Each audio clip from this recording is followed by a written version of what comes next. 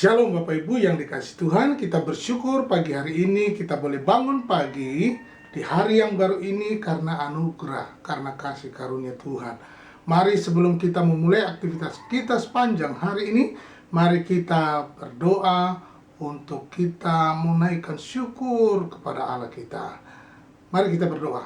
Terima kasih Bapak Surgawi buat hari yang baru ini. Bimbing kami sepanjang hari ini. Kami bersyukur juga bahwa kami boleh bangun dalam kekuatan kasih karunia Allah. Terpujilah namamu Tuhan. Kami mau membaca dan merenungkan firman-Mu. Ajar kami untuk mengerti maksud dan kehendak-Mu dalam hidup kami. Dalam nama Tuhan Yesus Kristus. Haleluya. Amin. Ya Bapak Ibu, kita akan membaca di dalam 1 Tesalonika pasalnya yang kelima mulai ayat 12. Firman Tuhan berkata, kami minta kepadamu saudara-saudara supaya kamu menghormati mereka yang bekerja keras di antara kamu, yang memimpin kamu dalam Tuhan dan yang menegur kamu, dan supaya kamu sungguh-sungguh menjunjung mereka dalam kasih karena pekerjaan mereka. Hiduplah selalu dalam damai seorang dengan yang lain. Kami juga menasihati kamu saudara-saudara, tegurlah mereka yang hidup dengan tidak tertib, hiburlah mereka yang tawar hati, belalah mereka yang lemah. Sabarlah terhadap semua orang, perhatikanlah supaya jangan ada orang yang membalas jahat dengan jahat, tetapi usahakanlah senantiasa yang baik terhadap kamu masing-masing dan terhadap semua orang. Bersukacitalah senantiasa. Tetaplah berdoa, mengucap syukurlah dalam segala hal, sebab itulah yang dikehendaki Allah di dalam Kristus Yesus bagi kamu. Janganlah padamkan roh dan janganlah anggap remeh nubuat-nubuat. Ujilah segala sesuatu dan peganglah yang baik. Jauhkanlah dirimu dari segala jenis kejahatan. Luar biasa Bapak Ibu, berbagai nasihat yang disampaikan oleh Rasul Paulus kepada kita, pada jemaatnya yang ada di Tesalonika dan kita hari ini. Apa berkatnya buat kita pagi hari ini? Luar biasa, kita sangat diberkati. Nah, berbagai nasihat ini menjelaskan kepada kita bagaimana supaya kita harus tetap tunduk kepada Allah, hormat kepada Allah, menghormati pemimpin rohani kita, ya. Coba perhatikan ayat yang ke-12 13. Kami minta kepadamu saudara-saudara supaya kamu menghormati mereka yang bekerja keras di antara kamu, yang memimpin kamu dalam Tuhan dan yang menegur kamu.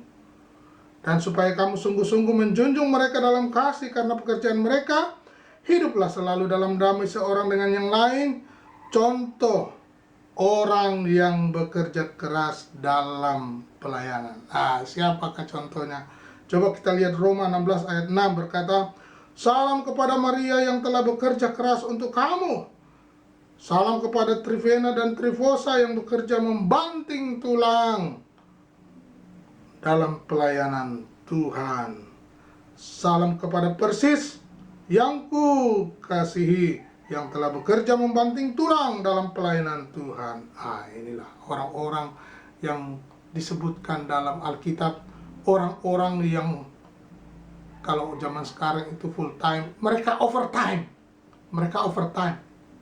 tanpa melihat waktu lagi, pagi, siang, sore, malam, subuh pun mereka tetap melayani Tuhan setiap waktu.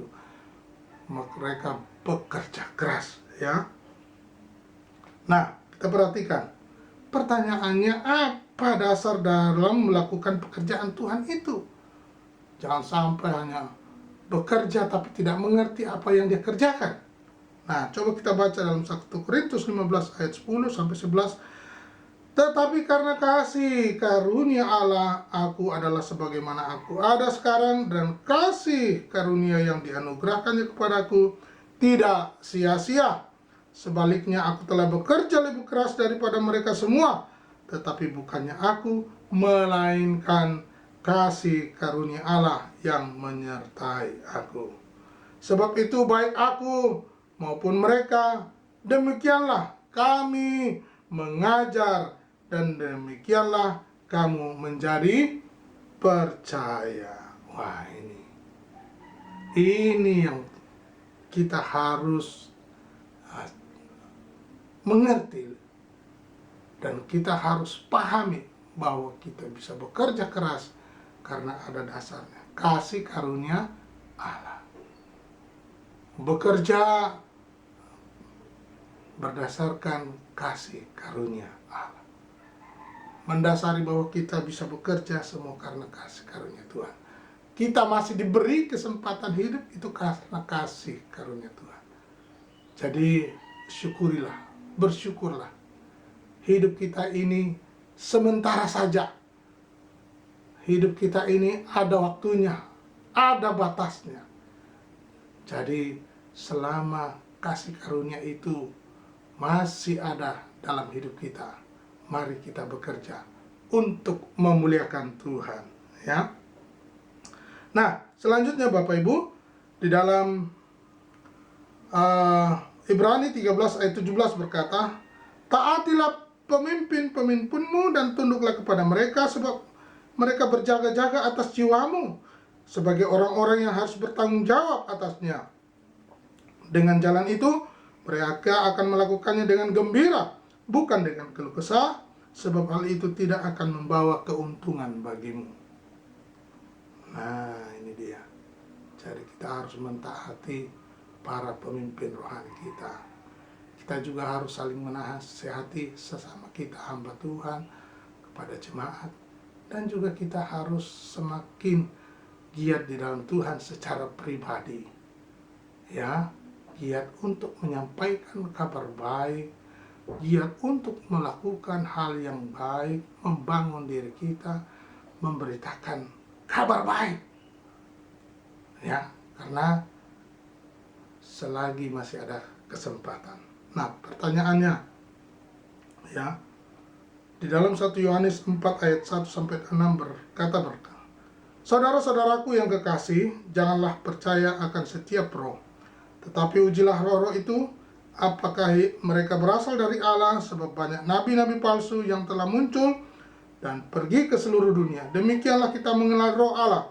Setiap roh yang mengaku bahwa Yesus Kristus telah datang sebagai manusia berasal dari Allah, dan setiap roh yang tidak mengaku Yesus tidak berasal dari Allah. Roh itu adalah roh antikristus, dan tentang dia telah kamu dengar bahwa ia akan datang, dan sekarang ini ia sudah ada di dalam dunia. Kamu berasal dari Allah, anak-anakku, dan kamu telah mengalahkan nabi-nabi palsu itu, sebab roh yang ada di dalam kamu lebih besar daripada roh yang ada di dalam dunia. Mereka berasal dari dunia, sebab itu mereka berbicara tentang hal-hal duniawi, dan dunia mendengarkan mereka. Kamu berasal dari Allah, barang siapa mengenal Allah, ia mendengarkan kami. Barang siapa tidak berasal dari Allah, ia tidak mendengarkan kami. Itulah tandanya roh kebenaran dan roh yang menyesatkan. Ini dia. Jadi orang yang rindu akan kebenaran firman Tuhan, yang giat selalu menyampaikan kabar baik, memberitakan, membangun hubungan, relasi satu dengan yang lain, menghormati pemimpin rohaninya, senantiasa menguatkan satu dengan yang lain, saling menasihati, saling membangun, dan membangun dirinya sendiri di dalam Tuhan. Ini dia. Ini ciri-ciri orang yang ada di dalam Tuhan. Bagaimana dengan Bapak, Ibu, Saudara, dan saya? Apakah Bapak Ibu tetap ada di dalam Tuhan atau sudah jauh imannya daripada Tuhan? Mari kita bangun hidup kita senantiasa di dalam Tuhan. Tuhan Yesus memberkati.